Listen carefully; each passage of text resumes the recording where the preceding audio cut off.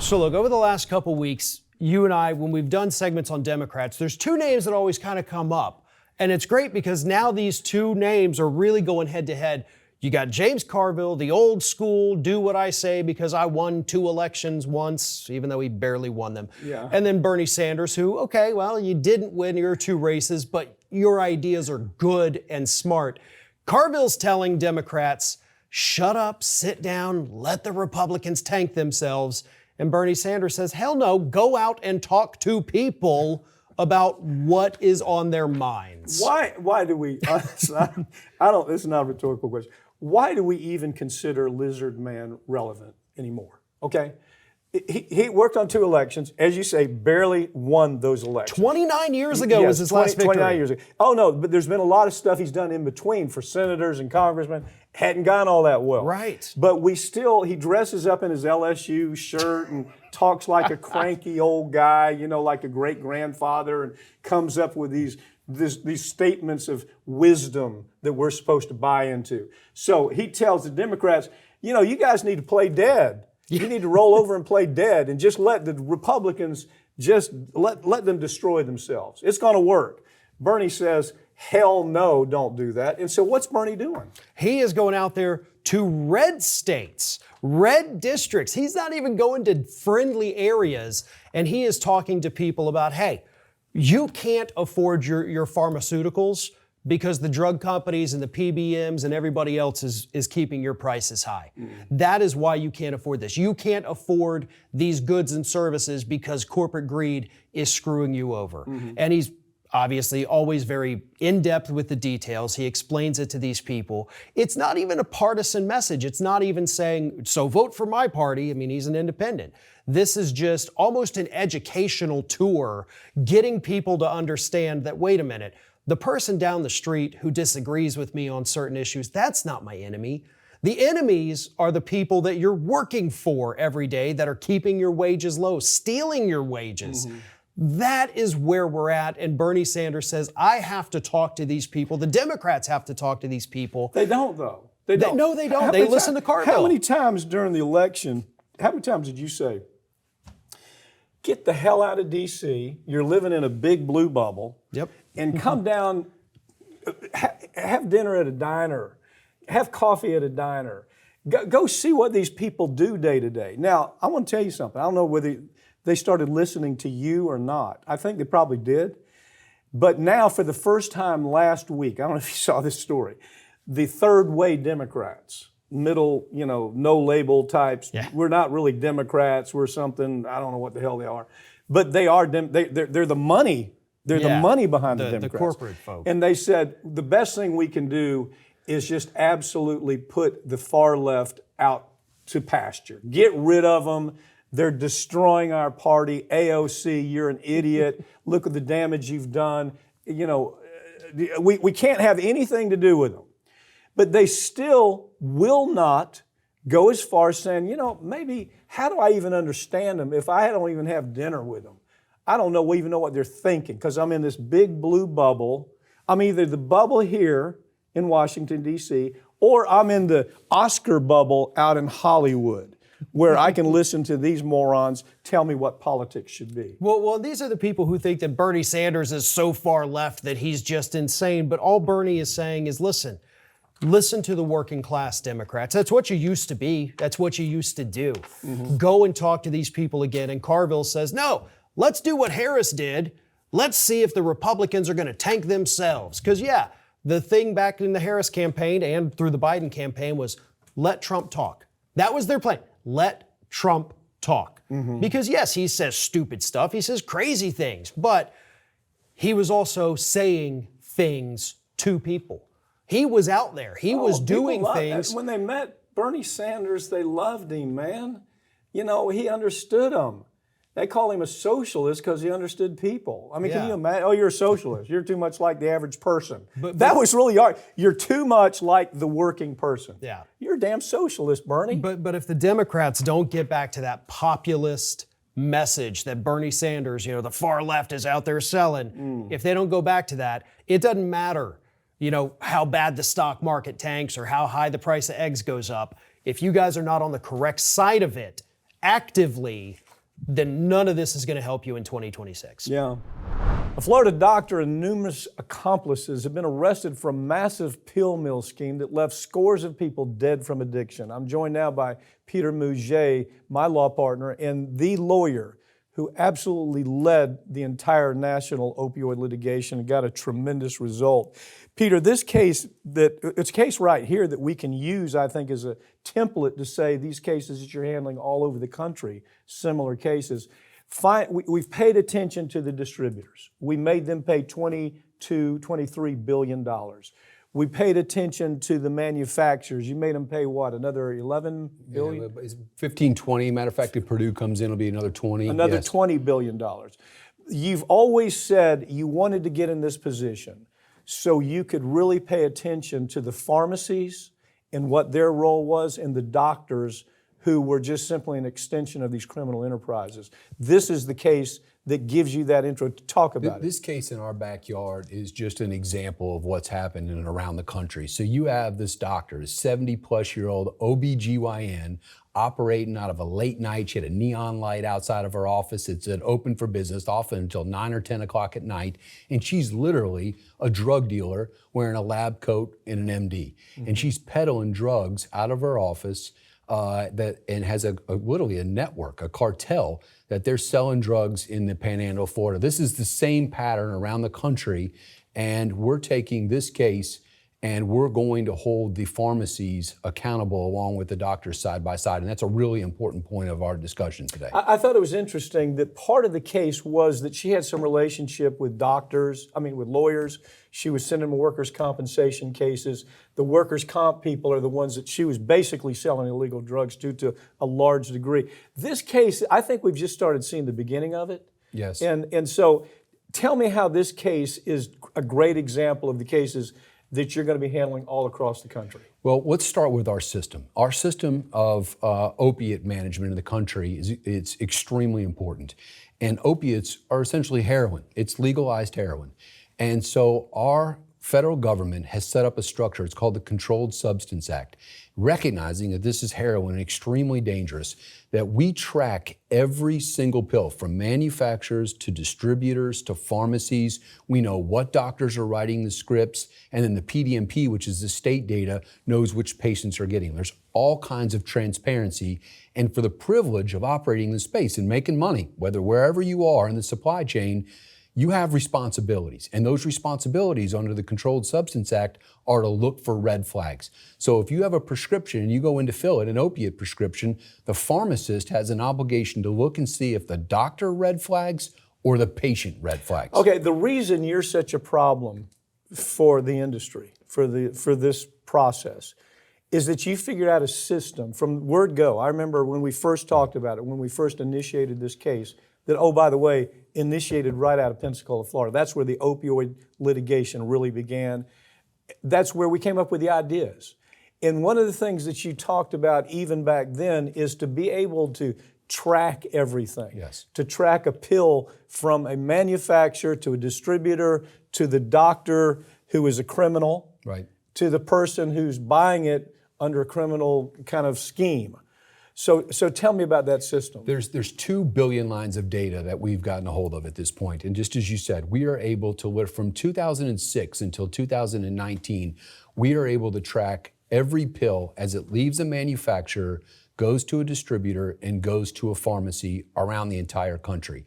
And every state now has statewide data that they can see the doctors that are writing the scripts. Law enforcement's overwhelmed. Can you imagine? I mean, our police officers are already out doing everything they are, then to say you've got to look at billions of lines of data. So that's why it's very important that the people in these chains, these businesses, the Walgreens, the CVSs, the Walmarts, the Publix, Hy-Vees, doesn't matter, Costco, they also are responsible for checking and looking at these red flags.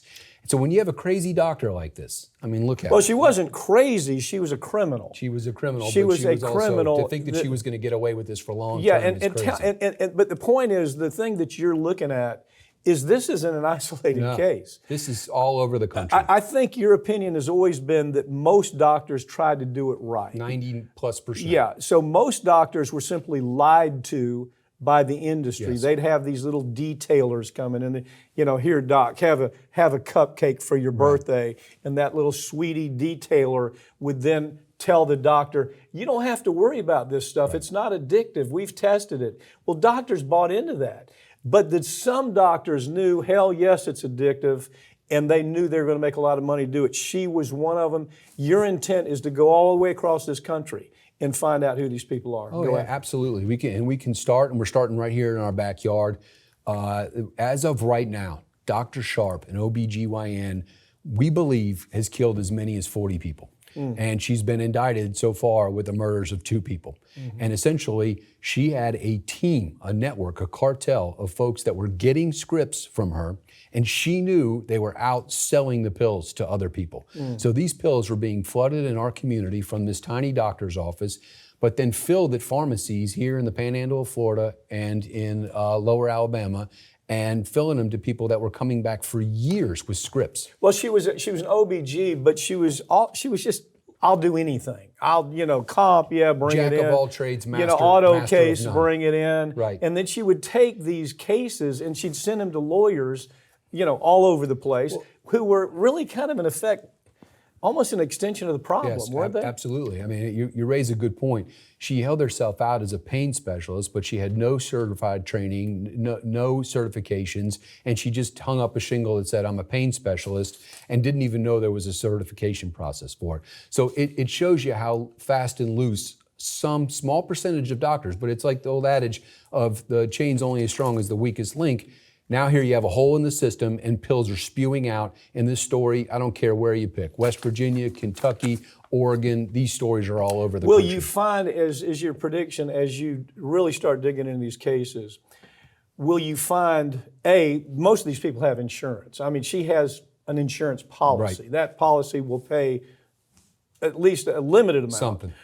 So do you also find that most of these doctors who did this, her caliber of doctor, that they did have co-conspirators, that they had, as you point out, kind of a network to make all of this work? That even shrinks the number down by a lot. This story with Dr. Sharp and having a cartel of people that were getting scripts, filling them, and then selling the drugs is on the most egregious of the egregious side. But yes, we have heard of stories like this. But to take this back, the pieces of paper scripts are only as good as the pharmacists filling them. And the pharmacist and the pharmacies have a corresponding responsibility equal of that to the doctor to do another second look. And they, at their screens, are supposed to have access to the patient and the doctor data of wherever the scripts are being written for that patient and the doctor. They have access to that right on their desktops. Peter, you have settled $62 billion, somewhere in the range of $62 billion worth of cases. That again, we started at this law firm. I mean, and then it went to West Virginia, and we brought in a consortium of lawyers all over the country to work on that case. Now, the $62 billion obviously is spread out all over the country. Hopefully, the idea is, well, it's not hopeful, it's actually working, to where you have cities and counties that are able to pay for rehab centers. That's right. They're able to have really meaningful rehab processes. So I remember what you said one time that, how do we possibly beat the result we got on this case? I mean, if I look at maybe tobacco, Right. We handled tobacco Right. too, and that paid out to what, $262 billion. But as you looked at this case, kind of your thought, well, haven't we done enough? What brings you back into wanting to do So this? that's a great question. And so the 60 billion plus that has come into the system already, plus the injunctive relief, which changes the way these companies do business, the 60 billion flows to the states and cities and counties. Just like you said, treatment, law enforcement, almost all of that is not damages, but is forward-looking, how do we dig ourselves and our constituents out of this mess?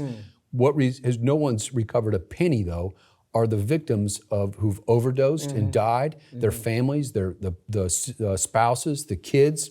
And so what we're looking at and what we're investigating and now filing cases are against that supply chain that put these pills into people's hands and wrote ridiculous amount of scripts to individuals that then overdosed and died. Our first analysis of this case, I remember you and I talking about it.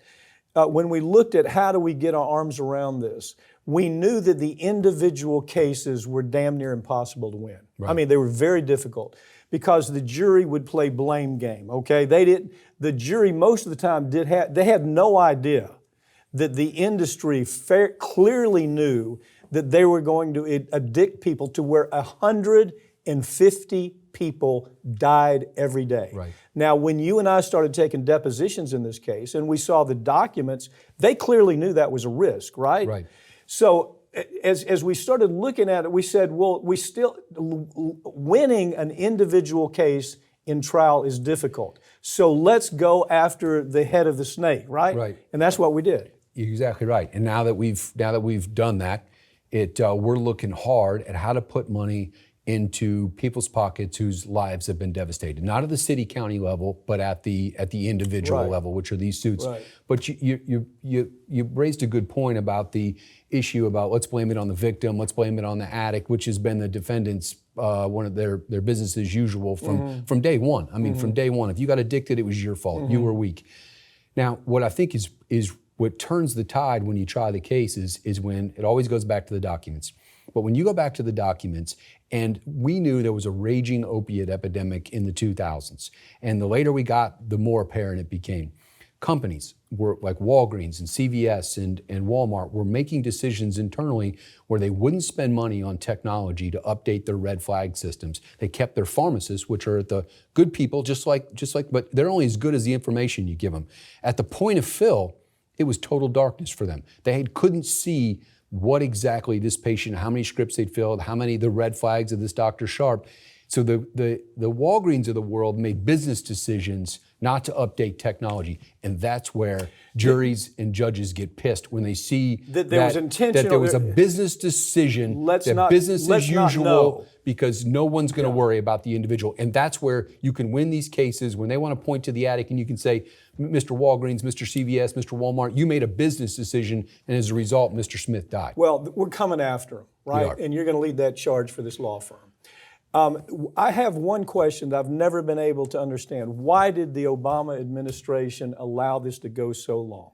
Eric Holder had, you know the case, you took the same depositions I did, where we found out that in Colorado you had the prosecutors, the U.S. prosecutors, that said, listen, we have these guys. Now, this was 4 years before the problem really got bad. Right. No, it's 2 years. But they went and they said, here it is. Prosecute these people. What went wrong? Why did Eric Holder say, hell no, we can't do this, besides the fact that he's a white-collar criminal defense lawyer for Covington Burling? First of all, it all boils, follow the money. It all boils back down to money, and what you and I have talked about before is that revolving door. You've got our DOJ folks, you've got our prosecutors, you've got our regulators, that they leave those government jobs, and if you push too hard, you prosecute too hard, you put people behind jails, that revolving door where you come out and you go get a cushy job on the defense side, you can't get a job. And you see it over and over and over again, where you leave a regulatory job and they pop up on the defense side. You can't be too difficult, you can't be too tough, you can't put too many people behind bars, because you'll never get a job. And oh, by the way, if it's too complicated, why do I want to mess with it? Because I'm a lifetime appointment. Yes. I'm a career prosecutor. Yeah. Why should I worry about it? But the irony is, Eric Holder, Attorney General for Obama, leaves that office and goes to work for Covington Burling, one of the biggest defense firms. I was, quick story, I was in the Covington Burling building. Right. And I was taking the deposition of, one of the players, bad player, bad actor who was at the heart of all this conduct.